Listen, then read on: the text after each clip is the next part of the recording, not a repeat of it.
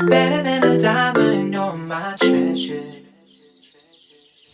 Nah, di video kali ini saya akan menjelaskan tentang teori sosial budaya. Nah, kalian tahu nggak sih teori sosial budaya itu apa?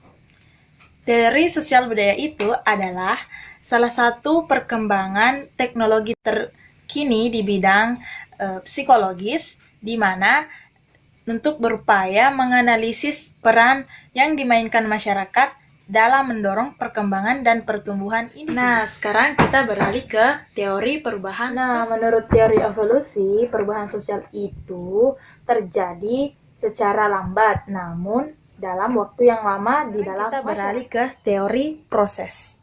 Ya, teori proses itu adalah sistem gagasan yang menjelaskan bagaimana entitas berubah dan berkembang. Nah, di dalam teori proses itu terdapat dua teori lagi.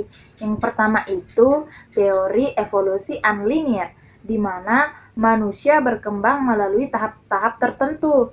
Yang pertama dimulai dari bentuk sederhana, lalu bentuk kompleks, sehingga menjadi bentuk sempurna. Nah, yang kedua adalah teori multilinear.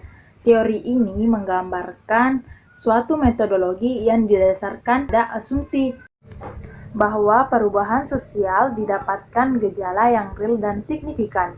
Teori ini tidak mengenal hukum, tetapi lebih memperhatikan tradisi kebudayaan. Nah, sekarang kita beralih ke konsep pembangunan.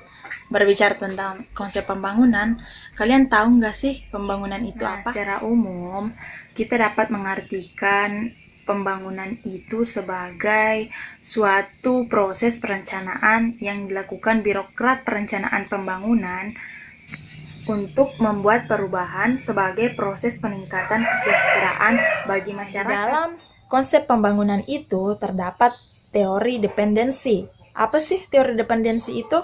Teori dependensi itu biasa juga disebut dengan teori ketergantungan. Nah, teori ini adalah salah satu teori yang melihat persoalan atau permasalahan dari sudut pandang dunia negara ketiga.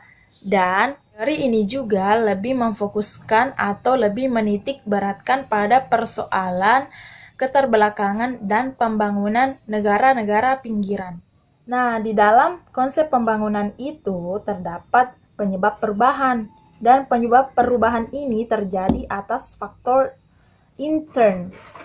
Nah, faktor intern itu adalah bertambah dan berkurangnya penduduk yang sangat cepat yang menyebabkan perubahan struktur masyarakat. Di dalam konsep pembangunan juga terdapat keseimbangan.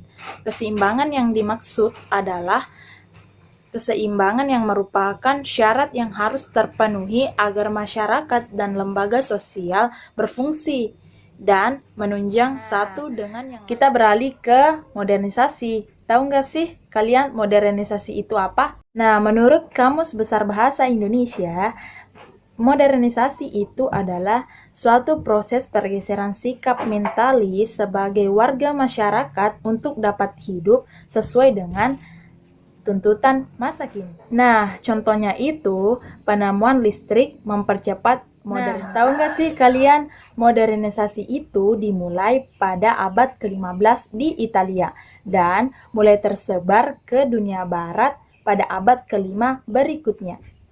Di mana modernisasi itu merupakan suatu proses transformasi yang mengubah pada bidang ekonomi, politik, maupun aspek kehidupan lain. Sekarang, ciri-ciri modernisasi.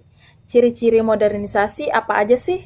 Nah, yang pertama itu persaingan kebutuhan manusia. Yang kedua, kemajuan teknologi industri.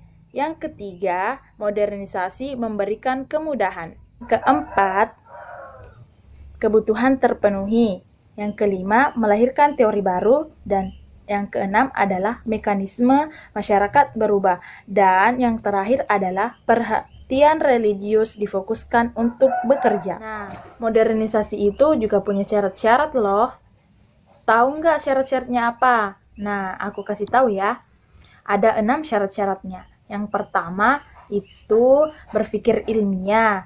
Yang kedua, sistem administrasi yang baik. Yang ketiga, sistem database sentralistik. Yang keempat, penciptaan iklim yang baik dan teratur. 5. Tingkat organisasi yang tinggi. Dan yang keenam adalah sentralisasi wewenang.